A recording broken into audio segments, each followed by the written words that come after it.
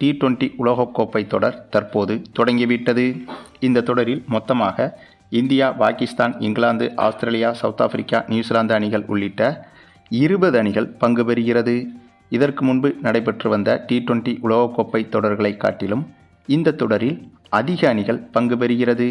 இதற்கு முன்பெல்லாம் இத்தனை அணிகளும் உலகக்கோப்பையில் பங்கேற்காது. இந்த உலகக்கோப்பையில் பங்கேற்பதற்கு தகுதி சுற்றுகள் நடைபெற்று அதன் மூலம் தகுதி பெறும் அணிகள்தான் கத்துக்குட்டி அணிகளாக இருக்கும் 2 முதல் 4 அணிகள் T20 உலகக்கோப்பை போன்ற தொடர்களில் பெரிய அணிகளோடு பங்கேற்கும். ஆனால் இந்த முறை மொத்தமாக 20 அணிகளையும் களமிறக்கிவிட்டுள்ளது ICC. ஆனாலும் கூட இந்த ஒரு மிகப்பெரிய தொடரில் பங்களாதேஷ் அணி பங்கு பெறவில்லை. பங்களாதேஷ் அணியை பொறுத்தவரையில் இந்த T20 உலகக்கோப்பையை நிராகரிப்பதாக கூறிவிட்டது. பங்களாதேஷ் நாட்டில் சிறுபான்மையினர் கொடுமைப்படுத்தப்படுவதால் அதற்கு எதிராக இந்திய அரசு பங்களாதேஷுக்கு எதிரான சட்டத்திட்டங்களை கொண்டு வந்தது. இதன் காரணமாக இந்த T20 உலகக்கோப்பை தொடரில் பங்களாதேஷ் அணி பங்கு பெற மாட்டோம் என்று கூறிவிட்டது. அதற்கு இன்னொரு முக்கிய காரணம், இந்த T20 உலகக்கோப்பை தொடர் இந்தியாவில் வைத்து நடைபெறுகிறது. சரியாக சொல்லப்போனால் இந்தியாவிலும் இலங்கையிலும் இந்த உலகக்கோப்பை தொடர் நடைபெறுகிறது. ஆகவே இந்தியாவில் நாங்கள் விளையாட மாட்டோம் என்று பங்களாதேஷ் கிரிக்கெட் அணி முடிவு செய்து இந்த உலகக்கோப்பை தொடரை புறக்கணித்து விட்டது. இதேபோல பாகிஸ்தான் அணியும் இந்த தொடரை புறக்கணிப்பதாக முதலில் அதிகாரப்பூர்வமாக அறிவித்தது.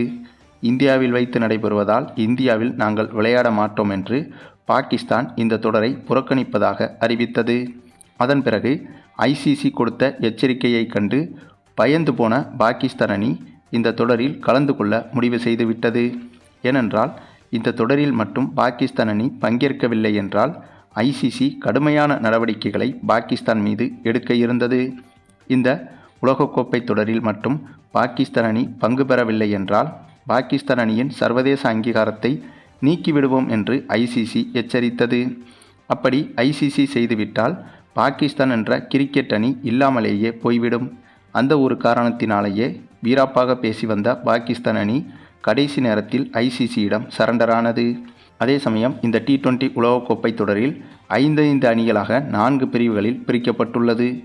குரூப் ஸ்டேஜ் மூலமாக A பிரிவு, B பிரிவு, C பிரிவு, D பிரிவு என 4 பிரிவுகளாக பிரிக்கப்பட்டுள்ளது. இதில் A பிரிவில்தான் இந்தியா, பாகிஸ்தான், அமெரிக்கா உள்ளிட்ட அணிகள் விளையாடுகிறது. இந்த நிலையில்தான் இந்தியா, பாகிஸ்தான் அணிக்கு எதிரான இந்த T20 உலகக்கோப்பை தொடர் தற்போது நடைபெற்றது. இந்த போட்டி மீதான எதிர்பார்ப்பு என்பது கேட்கவே வேணாங்க. கண்டிப்பாக அனைவருக்குமே இந்த போட்டி மீதான எதிர்பார்ப்பு என்பது எந்த அளவுக்கு இருக்கும் என்பதை நன்றாகவே தெரிந்திருக்கும். இந்தியா, பாகிஸ்தான் மோதும் போட்டி என்றால் இந்தியா, பாகிஸ்தான் நாட்டு ரசிகர்களை தாண்டி உலகத்தில் உள்ள அனைத்து கிரிக்கெட் ரசிகர்களும் இந்த போட்டியை பார்ப்பார்கள். அந்தளவுக்கு இந்தியா, பாகிஸ்தான் போட்டி என்றால் பற்றி எரியும் என்றே சொல்லலாங்க. ஆகவே அப்படிப்பட்ட பயங்கர எதிர்பார்ப்புகளுக்கு மத்தியில் தொடங்கிய இந்த போட்டியில் டாஸை வென்று முதலில் பேட்டிங் செய்வதாக முடிவெடுத்தது பாகிஸ்தான் அணி.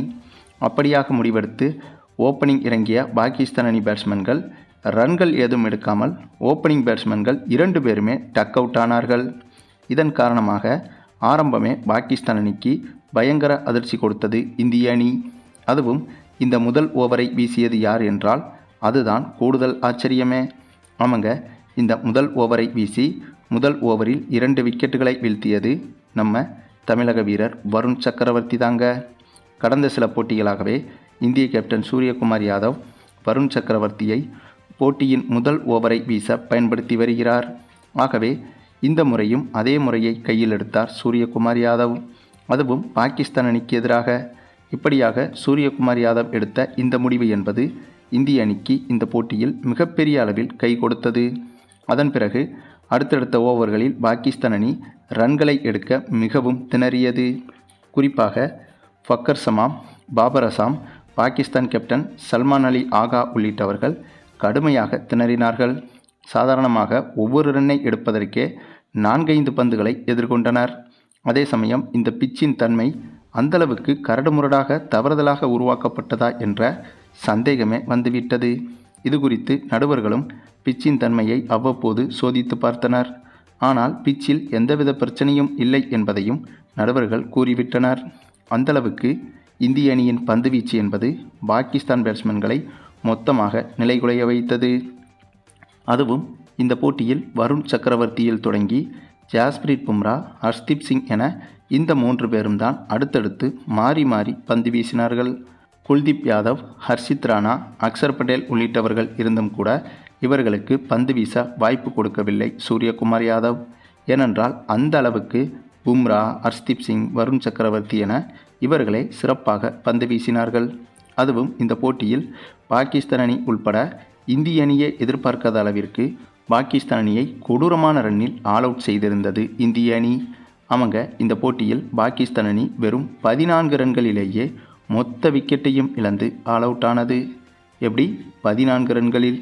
இதில் நம்ம ஜாஸ்பிரீத் பும்ரா 5 விக்கெட்டுகளையும், வருண் சக்கரவர்த்தி 3 விக்கெட்டுகளையும், ஹர்ஷ்தீப் சிங் 2 விக்கெட்டுகளையும் வீழ்த்தி பாகிஸ்தான் அணியை மொத்தமாக சரித்து விட்டனர் என்றுதான் சொல்ல வேண்டும். அது மட்டுமில்லாமல் இந்த போட்டியில் எந்த ஒரு பாகிஸ்தான் பேட்ஸ்மேனும் வெறும் 4 ரன்னை கூட தாண்டவில்லை. அந்தளவுக்கு இந்திய அணியின் பந்துவீச்சு என்பது விஸ்வரூபத்தின் உச்சமாகவே இருந்தது.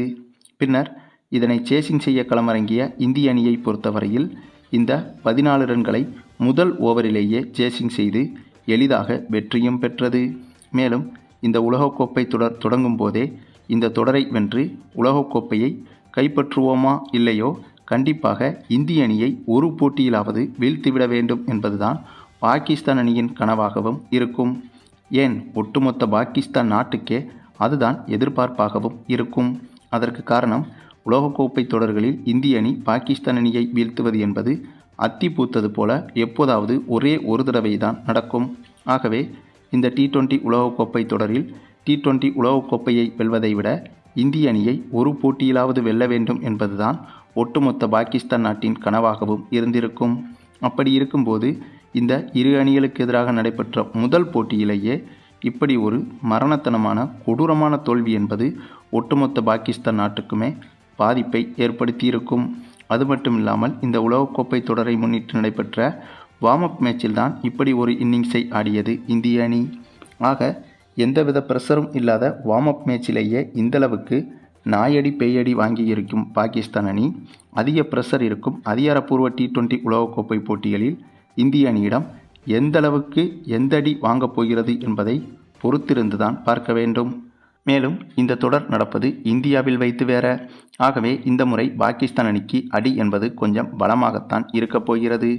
அதிலும் தற்போது இருக்கும் இந்திய T20 என்பது பேய் ஃபார்மில் இருந்து வருகிறது. ஏற்கனவே அபிஷேக் சர்மா, திலக் வர்மா, சிவம் துபே, ஹார்திக் பாண்டியா, அக்சர் பட்டேல், ஜாஸ்பிரீத் பும்ரா என இவர்களின் ஆட்டம் வெறித்தனமான ஃபார்மில் இருந்து வருகிறது. அதனைத் தொடர்ந்து இப்போது நடந்து முடிந்த நியூசிலாந்துக்கு எதிரான T20 தொடரில் புதிதாக இசான் கிசான் பேய் ஃபார்முக்கு திரும்பிவிட்டார். இவரை தொடர்ந்து சூரியகுமார் யாதவும் இப்போது சரியான ஃபார்மில் திரும்பியிருக்கிறார். பத்தாக்குறைக்கு ரிங்கு சிங்கும் இப்போது அந்த பட்டியலில் இணைந்து விட்டார். ஆகவே இந்தளவுக்கு கொடூரமான ஃபார்மில் இருக்கும் இந்திய இளம் படையிடம் இந்தியாவில் வைத்து பாகிஸ்தான் அணி உலகக்கோப்பையை எதிர்கொண்டால் பாகிஸ்தானின் நிலைமை என்னவாகும் என்பதை பற்றி உங்களுடைய கருத்துக்களையும் கமெண்டில் தெரிவிங்க.